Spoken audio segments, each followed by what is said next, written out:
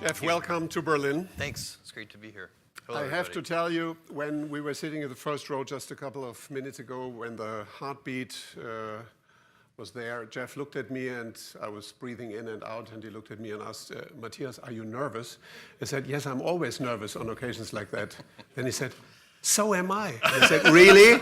The richest man in the world is nervous because he received the Axel Springer Award? So be a bit forgiving. We are both nervous. Jeff, we are so glad to really celebrate you tonight. Most importantly, apart from all the reasons that we heard, because you are a role model for other young founders, for entrepreneurs who really have great ideas, crazy ideas, unconventional ideas, and need encouragement to simply do it and go for it. And you have shown it to the world. So that is really, for me, the most important thing. And in that context, the first question, you used to work in New York as an investment banker. So an investment banker is actually the exact opposite of an entrepreneur. He's delegating risks to other people. And basically, how did you find out? How did you think that you should move from investment banking to really launch a company? I think I'd always wanted to do it, even since I was a kid. Had the idea. One of the people who every time I look at something, it looks like it could be improved. You know, there's something wrong with it. So I go through like, wow, how could this restaurant be better? How could, and so I've always had that kind of idea. By the way, before we really get into this, how about this amazing production that you and your team have put together? This is truly incredible for its originality. Like these boxes that you were filming live, that's just crazy cool. So thank you. Glad that you like it. Glad that you like it. And truly, it's incredible. But I think the great thing about humans in general is we're always improving things. And so entrepreneurs and inventors, and if they follow their curiosity and they follow their passions and they figure something out and then they figure out how to make it better and they're never satisfied. And you need to harness that. In my view, you need to harness that energy primarily on your customers instead of on your competitors. And so where I sometimes see companies and even young, small startup companies, entrepreneurs go awry, is they start to pay more attention to their competition than they do to their customers. And I think that in big mature industries, that might be a winning approach in some cases, kind of close following. Let other people be the pioneers and go down the blind alleys. There's many things that a new inventive company tries won't work. And so those mistakes and errors and failures do cost real money. And so maybe in a mature industry where growth rates are slow and change is very slow. But as you see in the world more and more, there aren't very many mature industries. Change is happening everywhere. We see it in the automobile industry with self-driving cars, but you could go right down the line of every industry and you would see it. But do you have any idea where your ambition really comes from? What was driving you? I really don't know. I've been passionate about certain things forever, and I fell in love with computers in 4th grade. I got very lucky. My elementary school had a teletype that got connected to a mainframe computer that some business in downtown Houston donated a little bit of computer time to. This is, you can picture these teletypes. They had the punch tape and they had a 300 baud modem. You would dial up the phone and put it in the cradle. And so we had some time sharing on that mainframe computer, and none of the teachers knew how to use it. So me and 2 other kids stayed after school and sort of figured out how to do it and kind of taught ourselves programming from books. I think one thing that is, I got very lucky early in my childhood. Look, we all get gifts. We get certain things in our life that that we're very lucky about. And one of the most powerful one is who your early role models are. They could be your parents. It was your grandfather. It was, in a big sense. My mom and dad, but my grandfather too. And my mom had me when she was 17 years old, and she was still in high school in Albuquerque, New Mexico. and this is in 1964. I can assure you that being a pregnant teenager in high school was not cool in Albuquerque, New Mexico at that time. And so it was difficult for her. My grandfather went to bat for her when they tried to kick her out of school, and you know they're incredible. So the gift I had is I had this incredible family. Could you describe a little bit the role of your grandfather? Because Sure. John has mentioned it. I think it was really important. It was super important for me, and I spent an unusual amount of time with my grandparents, and especially with my grandfather on the ranch. So he had a ranch in South Texas. And I would spend my summers there from age 4 to 16. And when I was 4, they were taking me for the summer to kind of give my parents a break, you know, sort of because they were so young. And it was useful. I was a handful, I'm sure. And anyway, he created the illusion for me when I was 4 years old that I was helping him on the ranch, which of course could not have been true, but I believed it. And then by the time I was 16, of course, I was actually helping on the ranch. I can fix prolapsed cattle. We did all of our own veterinary work. Some of the cattle even survived. And we fixed windmills and laid, water pipelines and built fences and barns and fixed the bulldozer that you guys talked about. And so one of the things that's so interesting about that lifestyle and about my grandfather is he did everything himself. He didn't call a vet if one of the animals was sick. He figured out what to do himself. And so what does it mean? No delegation? Being resourceful, I think, is that you can't, if there's a problem, there's a solution. And of course, as you mature and get into the business world and anything you do on a team, you very quickly realize that it's not about just your own resourcefulness, it's about team resourcefulness and how does that work. And but that attitude of my grandfather's was but he was full of wisdom. John mentioned the story about the words my grandfather gave to me at one point of, it's harder to be kind than clever. That story, the slightly longer version of that story, because this was really powerful wisdom, is that I made my grandmother burst into tears. And the way I did it was we were driving on a long road trip, and she was a chain smoker. And I was probably, 10 years old, so this was around 1974.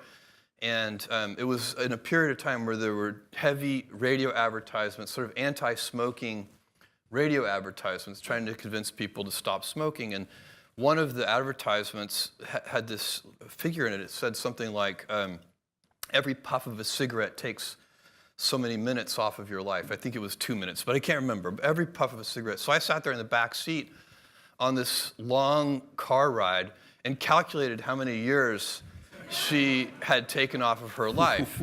And in my 10-year-old mind, I had been extremely clever to do this. And so when I was finished with my arithmetic, I proudly announced to her how many years she had taken off of her life. And I got a reaction I did not expect, with her bursting into tears. And so my grandfather stopped the car, and he took me out of the car. And I had no idea what was about to happen because he had never said a cross word to me. And I thought he might actually be angry with me, but he wasn't. He took me out we had some privacy from her. And he said these incredible words. He said, you're gonna figure out one day that it's harder to be kind than clever. Wonderful. Actually, your brother also plays an important role. You have a very good relationship. Yes, is it actually true that he's still a firefighter? He is. He's a volunteer firefighter in Scarsdale, New York. He's also the funniest person I know. When I'm with him, I'm just laughing continuously. First of all, I'm a good audience. I laugh easily, but he is really very funny. And my sister too. We're all very close. And I have my mother to thank for that because she worked hard to make sure as we grew up that we stayed close together. And she takes all the grandkids for 1 week every summer so that me and my sister and our spouses can go on a trip together. So we end up spending a lot of time together. For me, the most moving image that we saw tonight is the one that John showed, where you and Mackenzie are preparing the table, the famous table, which is very moving because it shows how you really started from the very scratch. I mean, and also it illustrates symbolically that it was the launch of Amazon was really something that you did together. Oh yeah, could you for describe sure. a little bit what Mackenzie's role was? Well, first of all, Mackenzie, you know, she had married this stable guy working on Wall Street, and a year after we got married, I went to her and said, I want to quit my job, move across the country, and start this internet bookstore. And Mackenzie, of course, like everybody that I explained this to, her first question was, what's the internet? Because nobody knew. This is 1994. And but even before she could say what's the internet, she said, "Great, let's go," because she wanted to support it, and she knew that I had always had this passion for invention and starting a company. And so, again, I think Mackenzie is an example of this. But I was talking about with my mom and my dad, who's a Cuban immigrant, and he came to the U.S. when he was 16 and refugee camp in the Everglades. They're so loving and supportive that when you have loving and supportive people in your life, like Mackenzie, my parents, my grandfather, my grandmother, you end up being able to take risk. Because I think it's one of those things, it doesn't, you kind of know somebody's got your back.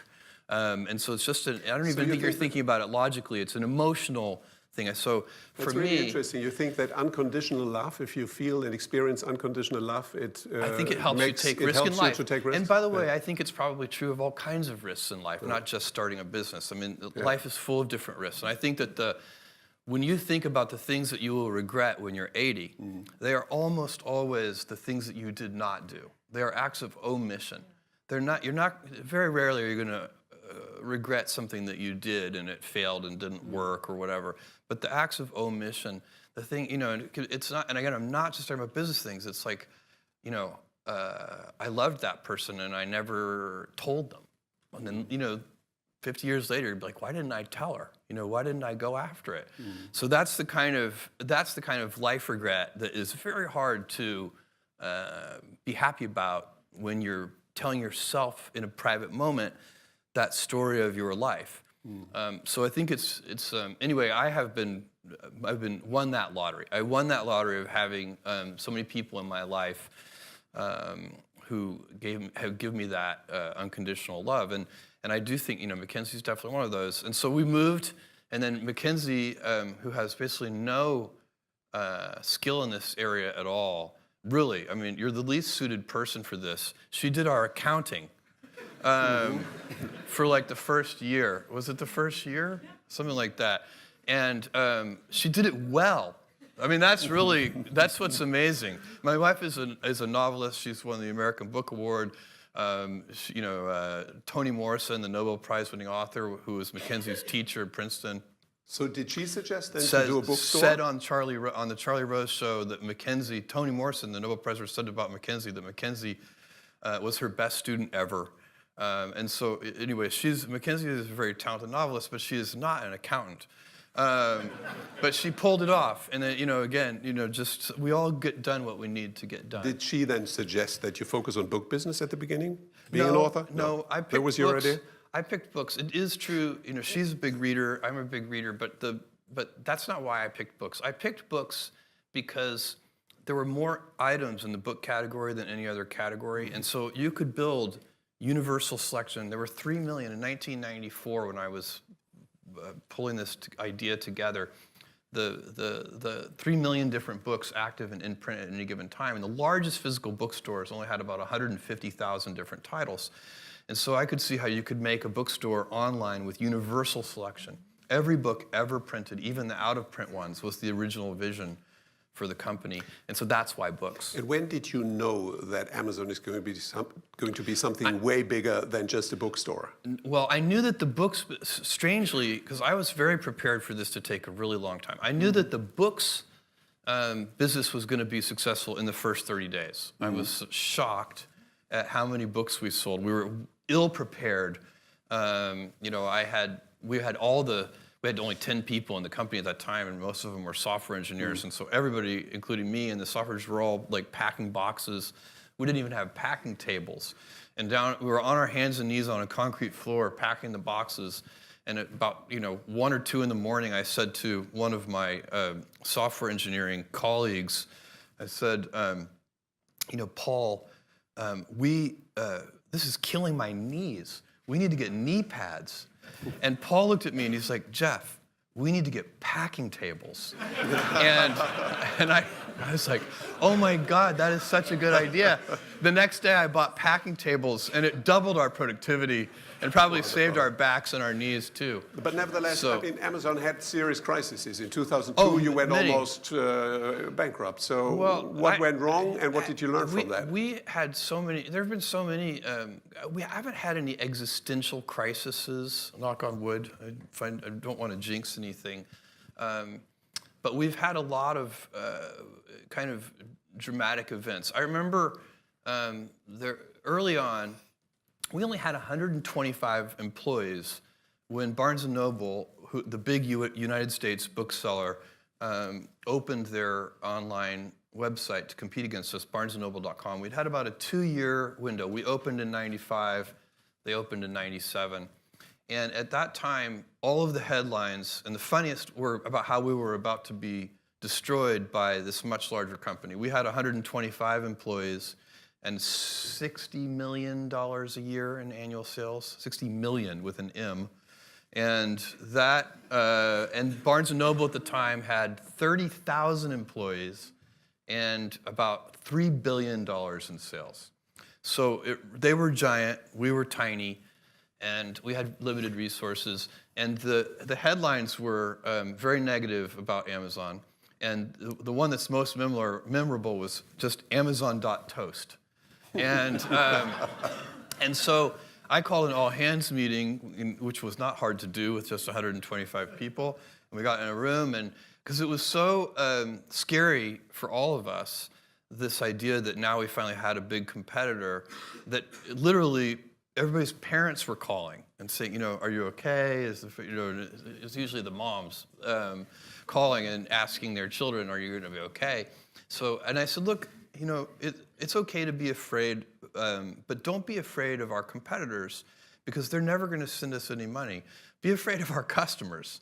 And if we just stay focused on them and instead of obsessing over this big competitor that we just got, we'll be fine. And I really do believe that. I think that if you stay focused, then the more drama there is and everything else, no matter what the drama is, whatever the external distraction is, what your response to it should be to double down on the customer, satisfying them, not just satisfying them, delighting them. Yeah. Today, Amazon is employing 566,000 people. You're probably the biggest job creator of recent times. At the same time, you're aggressively criticized by unions and by media for paying low wages, for inappropriate working conditions. How do you deal with these accusations? Well, first of all, when any criticism, my approach to criticism and what I teach and preach inside Amazon is when you're criticized, first look in a mirror and decide, are your critics right? If they're right, change. Don't resist. They right? No, but not in this case. But we've had critics be right before, and we've changed. We have made mistakes, and I can go through a long list. Probably one of the early most painful ones. It's so stupid. It's hard to believe how we ever did it. But early on with the Kindle, maybe the first year of the Kindle or the second year of the Kindle, we had accidentally, illegally sold or given away, I guess, copies of the famous novel 1984 because it had a complicated copyright history. It was in copyright in the US and not in the UK or something strange like this. So it was in the public domain, but only in certain geographies. And we had screwed that up. And somehow, and this is a kind of mistake that only a corporation can make. An individual can't make this mistake because somehow it's like it happens at the at the intersections of the different teams. So you've got the legal department saying, oh crap, we've made this mistake, and you've got the books team. Anyway, the answer that the company came up with was to, without any notice or warning, just electronically go into everybody's Kindle who had downloaded that book and just disappear it. So it would be as if we walked into your bedroom in the middle of the night, found your bookshelf, and just took that book away. And so it was. So we were rightly criticized for that.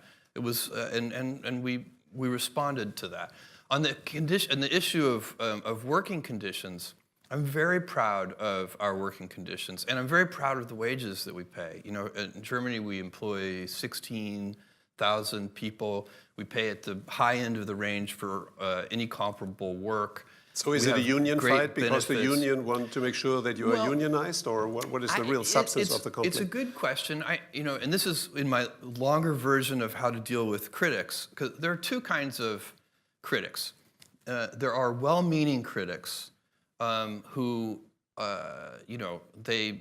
they're worried it's not going to work, but they do want it to work. And so it could be, I can give you an example, customer reviews would be one of those. When we first did customer reviews 20 years ago, some book publishers were not happy about it because some of them are negative. And so it was a very controversial practice at that time. But we thought it was right, and so we stuck to our guns and had a deep keel on that and didn't change. But there's a second kind of critic, which is the self-interested critic, and they come in all shapes and sizes. You know, so they can be any kind of institution, competitors, of course. And so when you are doing something in a new way, and if customers embrace the new way, what's going to happen is incumbents who are practicing the older way are not going to like you. And they're going to be self-interested critics. And so you do need, as you're looking yourself in the mirror, to try and tease those two things apart. You know, in our view, you know, we have workers' councils, of course, and we have very good communications with our employees. So we don't believe that we need a union to be an intermediary between us and our employees. But of course, at the end of the day, it's always the employee's choice, and that's how it should be. So but for sure, we would be very naive to believe that we're not going to be criticized. I mean, that's just part of the terrain. You have to accept that. One thing I tell people is, if you're going to do anything new or innovative, you have to be willing to be misunderstood. If you can't afford to be misunderstood, then for goodness sake, don't do anything new or innovative. Maggie Thatcher said leadership is not to be pleased by the moment. Perfect. But your most prominent critic at the moment is the President of the United States. People are even saying that he may be willing to prepare initiatives to break up Amazon because it's too big, it's too successful, it's too dominant in too many sectors, or for very other reasons. First of all, is this scenario of a breakup something that you take seriously, or you think it's just a fantasy? For me, again, this is one of those things where, you know, I focus on and ask our teams to focus on what we can control. And I expect, whether it's, you know, the current U.S. administration or any other government agency anywhere in the world, Amazon is now a large corporation, and I expect us to be scrutinized. We should be scrutinized. I think all large institutions should be scrutinized and examined. It's reasonable. And one thing to note about us is that we have gotten big in absolute terms only very recently. So we've always been growing fast in percentage terms. But in 2010, just 8 years ago, we had 30,000 employees. So in the last 8 years, we've gone from 30,000 employees to 560,000 employees. So for us, it's kind of, you know, in my mind, I'm still delivering the packages to the post office myself. You see what I'm saying? I still have all the memories of, you know, hoping that one day we could afford a forklift. And so obviously that's my intellectual brain knows that's just not the case anymore. We have 560,000 employees all over the world. And I know we should be scrutinized. And I think it's true. Big government institutions should be scrutinized. Big nonprofit institutions should be scrutinized. Big universities should be scrutinized.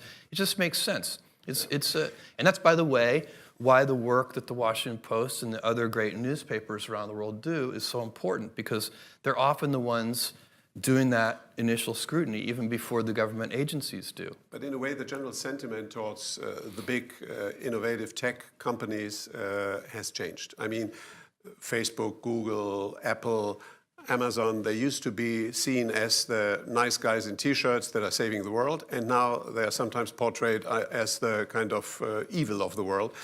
And the debate about the big four or the big five, The Economist is suggesting a split up. Other powerful people like George Soros are giving speeches in Davos. The EU Commission is taking pretty tough positions here. Do you think that there is a change in mindset in the society? And what should the big tech companies, what should Amazon learn from that or do with that? I think I do sense, I mean, I think it's a natural instinct. I think we humans, especially in the Western world and especially inside democracies, are wired to be skeptical and mindful of large institutions of any kind. We're skeptical, I'm sure, we're skeptical of our government always in the United States, state governments, local governments. I assume it's similar in Germany. It's healthy. Because they're big, powerful institutions. You know, the police, the military, whatever it is. It doesn't mean that you don't trust them or that they're bad or evil or anything like that. They're just, they have a lot of power and control, and so you want to inspect them. Maybe that's a better word. You kind of want to always be inspecting them. And I think if you look at the big tech companies, they have gotten large enough that they're going to be inspected. And by the way, it's not personal. I think where you can go astray on this if you're the founder of a company, one of these big tech companies or any other big institution. If you go astray on this, you might start to take it personally. Like, why are you inspecting me? You know, and I think that, you know, I wish that that people would just say yes. It's fine. The whole attitude towards data protection and privacy Yeah. has always been different between Europe and the United States, but is also at the moment, in the context of Cambridge Analytica, changing in the United Yeah. States. What are the consequences for a company like Amazon? I don't, you know, my view on this for Amazon. Is it hysterical, or is it an appropriate? Honestly, I think this is one of the great questions of our age. You know, we have, I think of the internet. So the internet is this big, new, powerful technology. It's horizontal. It affects every industry. And then if you think of even more broadly tech and machine learning and big data and all these kinds of things, these are big, horizontal, powerful technologies. And in my view, so we've been at scale. The internet is quite old at this point. It's been around a long time. But at scale, it's really only been around, you know, 10 or 15 years. Because, you know, go back in time 20 years, it was tiny. And so at scale, the internet's been around only 10 or 15 years. And we haven't learned, as a civilization, as a human species, we haven't learned how to operate it yet. So we as a civilization are still figuring that out. And so it gives us fantastic capabilities. I mean, you know, the fact that I can look up almost anything on Wikipedia in 5 seconds is an unbelievable capability that just simply didn't exist 20 years ago. And so on and so on and so on. There's so many good things. But we're also finding out that these powerful tools enable some very bad things too, like you know, letting authoritarian governments interfere in free democratic elections around the world. This is an incredibly scary thing. So you are advocating a balance of, let's say, entrepreneurs who are really moving their businesses forward, politicians and regulators who are defining a certain framework, society, journalists who are asking unpleasant questions. So that's an my ecosystem. view on Amazon's role in this, which is what you asked me, is I think, first of all, we have a duty on behalf of society to try and help educate any regulators, give them our point of view on this sincerely, without any cynicism or skepticism. This is what we believe. And then, but it's not ultimately our decision. So we will work with any set of regulations that we're given. Ultimately, society decides that. We will follow those rules, regardless of the impact they have on our business. And we will find a new way, if need be, to delight customers. So we will always be, again, some of these things, what you have to worry about is the problem, what I would not want to see happen is that you don't want to block invention and innovation. So that's always one of the unintended consequences often of regulation is that it really favors the incumbents. Now, Amazon at this point is an incumbent, so maybe I should be happy about that, but I wouldn't be, because I think for society, you really want to see continued progress. You really want to see, so to the degree that we have regulation, you want to be sure that it is incenting innovation and not blocking it, while at the same time protecting it. But data security, privacy, encryption, how do you safeguard people's physical safety against terrorists and bad actors all over the world, and how do you balance that against privacy? These are very challenging questions, and we are running out of time. But we're not going to answer them in even a few years. I mean, I think it's going to be an ongoing thing for. But data security and privacy is going to be a competitive advantage for companies, or disadvantage if they are not respectful with that. I 100% agree with this, and I think with customers, one of the reasons we have been able to extend into new business areas and first new product categories, going way back, we just sold books, and then we started selling music and DVDs and electronics and toys and so on, and then we've extended into electronic reading with Kindle. The reason customers have been receptive, in large part, to our new initiatives is because we have worked hard to earn trust with them. Earning trust with customers is a valuable business asset. And if you mistreat their data, they will know. They will figure it out. Customers are very smart. You should never underestimate customers. People are getting hungry, but I have some brief questions left. You are preparing a second headquarters. It's going to be in the US. Why didn't you consider to do it in Europe? I wanted it in a time zone we looked at Canada, US, and Mexico.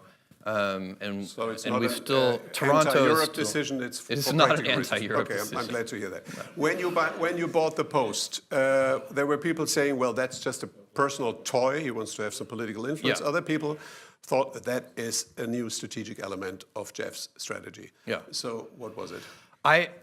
Of course, you can explain things to people, but you can't understand things to people. And so I can. All I can do is say what really my thought process was, and I was not looking to buy a newspaper. It had never even crossed my mind, and so when the opportunity came up, because I only came up because I had known Don Graham at that point for more than 15 years. Any of you who are lucky enough to know Don knows that he is the most honorable gentleman that you'll ever meet. You know Don very well. He's a remarkable guy, and he so loved the Post that he believed, even though this was a huge personal sacrifice for him because it had been in his family for so long, that he needed to find a new home for it. I think he didn't. There were certain purchasers he was hoping would not end up buying the Post because he wanted it to remain independent. When he approached me with this, I said, I'm the wrong guy because I don't know anything about the newspaper business. And he said, that's okay, because we have a lot of people at the Post who know a lot about the newspaper business, and what we really need is somebody who knows something more about the internet. The Post was in very difficult financial position at that time. And so for me, I had to decide, was it hopeless? And I didn't believe it was hopeless. I was optimistic that the Post could be turned around. And then second, I had to decide, did I want to put my own time and energy into this and that for me, I just had to ask the simple question: is it an important institution? And the answer to that question is yes. It was very obvious to me as soon as I thought about it that way. It's like, okay, I think I actually can help. I can help in two ways. I can provide financial resources while this turnaround occurs, and I can also help with my internet knowledge. And then, is it an institution worth saving? You bet. It's the most important newspaper in the most important capital city in the Western world. Crazy not to save that newspaper. I assume that I'm going to be very happy when I'm 80 that I made that decision.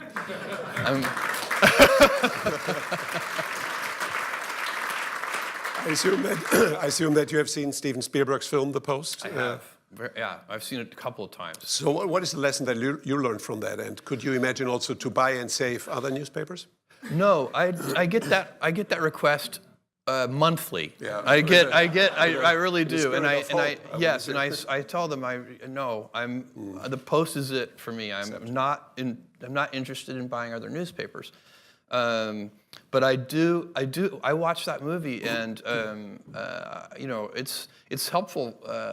I love that movie, and also reading Katharine Graham's memoir, which won a Pulitzer Prize and is an amazing book, because it gets me ready. I as the owner of the Post, I know that at times the Post is going to write stories that are going to make very powerful people very unhappy. And are you upset if they are writing critical stories about Amazon, which they do? No, I'm not upset at all. When I first bought the Post in 2013, interfere? Did you never. call an And editor? No. I would be humiliated to interfere. I would be so embarrassed. I would turn bright red, and it has nothing to do with. I don't even get so far. I just don't want to. For me, it would feel icky. It would feel gross. It would be one of those things when I'm 80 years old. I would be so unhappy with myself if I interfered. Why would I? Yeah. I want that paper to be independent. We have a fantastic editor in Marty Barron. We have a fantastic publisher in Fred Ryan. The head of our technology team, a guy named Shailesh, is fantastic. They don't need my help in the newsroom for sure. First of all, that's also an expert's job. It would be like me getting on the airplane and going up to the front of the plane and saying the pilots should move aside. Let me do this. No, you're not getting on an airplane, but you're sending rockets to the space. Yeah. Could you share with us briefly? That's the best segue ever, by the way. Could you share with us briefly the vision of Blue Origin and the idea of kind of space tourism with renewable rockets? Super important to me. And if I believe on the longest time frame, and I really I'm thinking of a time frame of a couple hundred years.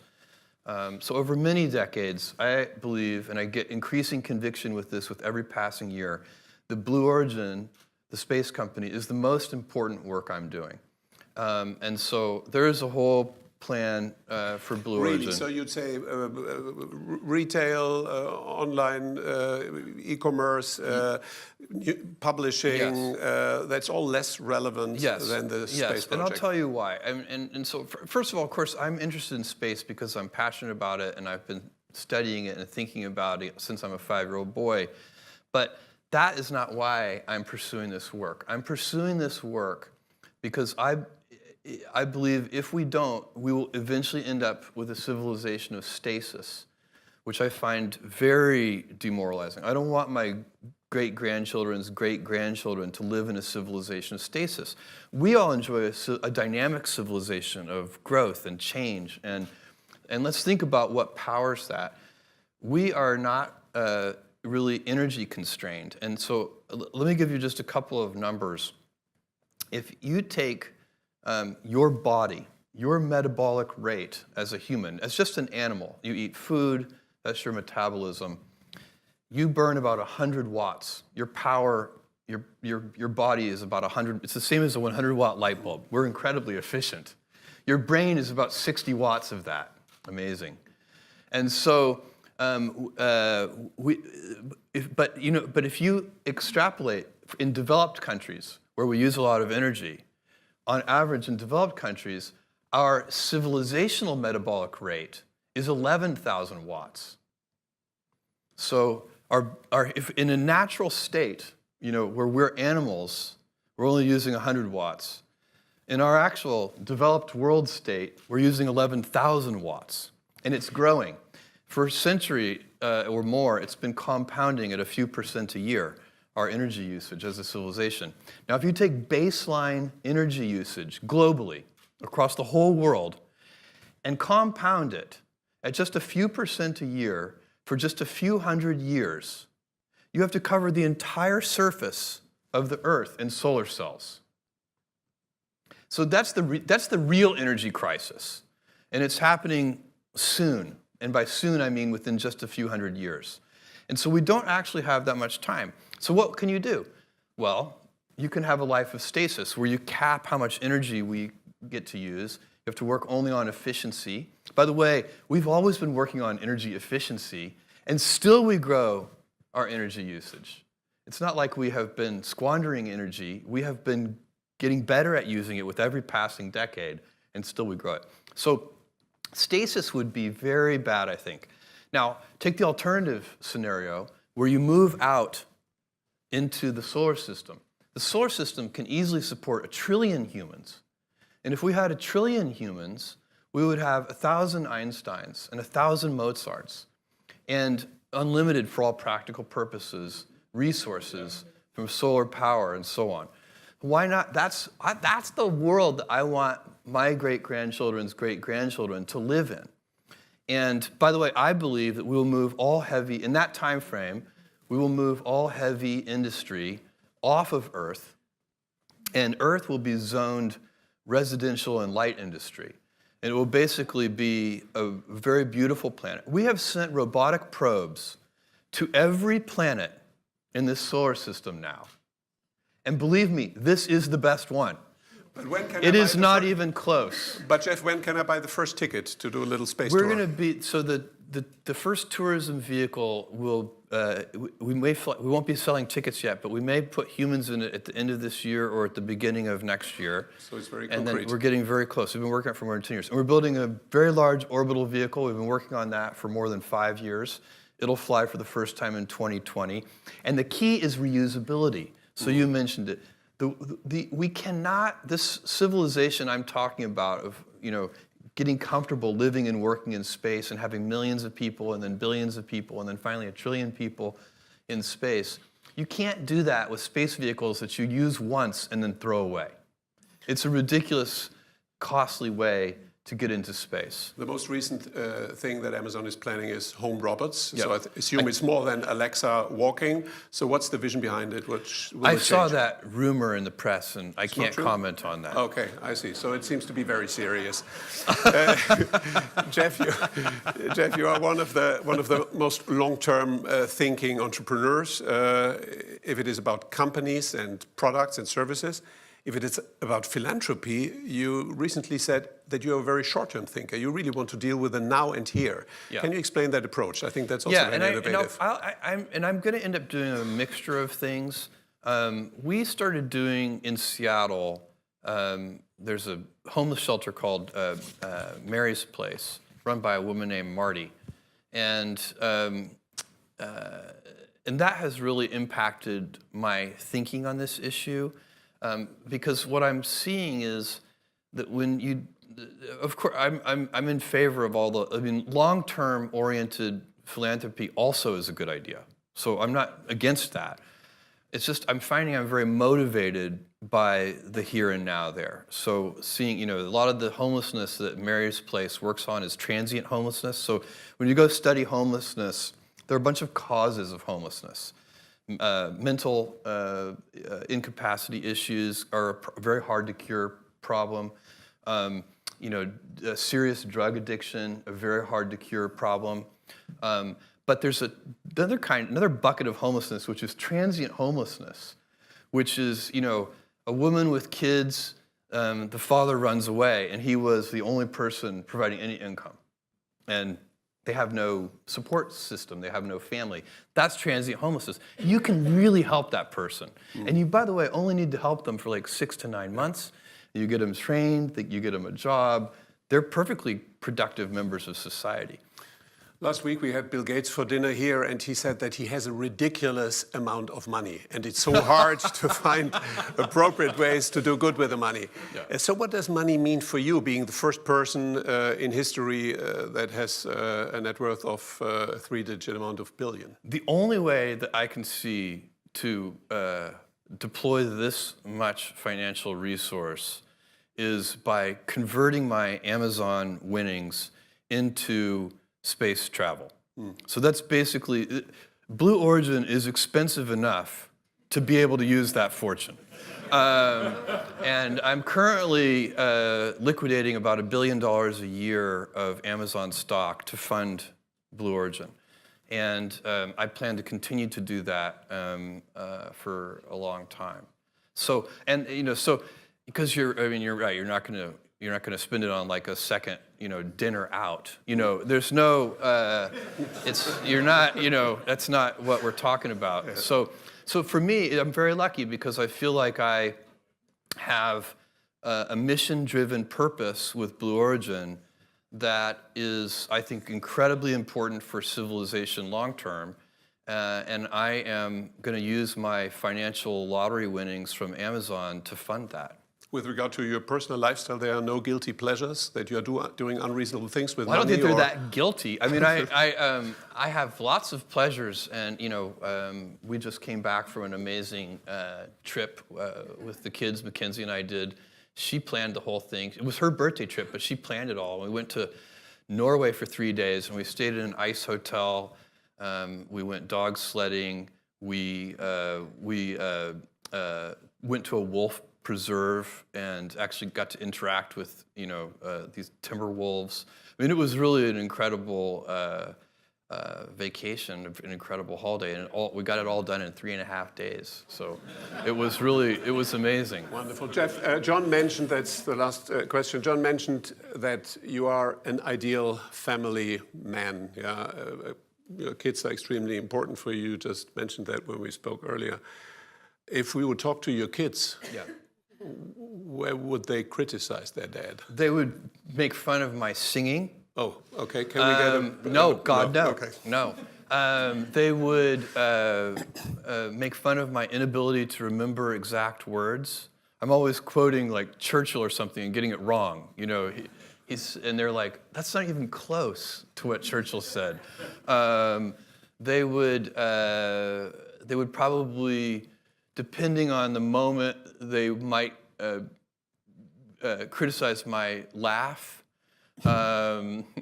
They're kids, but I'm lucky. I have a very good relationship with them. This work-life harmony thing is what I try to teach young employees, actually, and senior executives at Amazon too, but especially the people come in. We're asked about work-life balance all the time, and my view is that's a debilitating phrase because it implies there's a strict trade-off. And the reality is, if I'm happy at home, I come into the office with tremendous energy. And if I'm happy at work, I come home with tremendous energy. And so it actually is a circle. It's not a balance.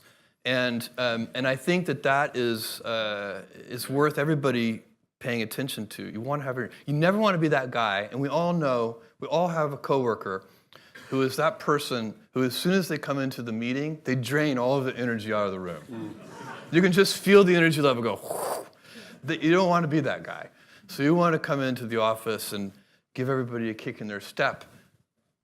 Jeff, we thank you very much. We congratulate you for all you have achieved. Thank you, Matthias. And congratulations. You're very nice. Thank you. That was great. Thank you.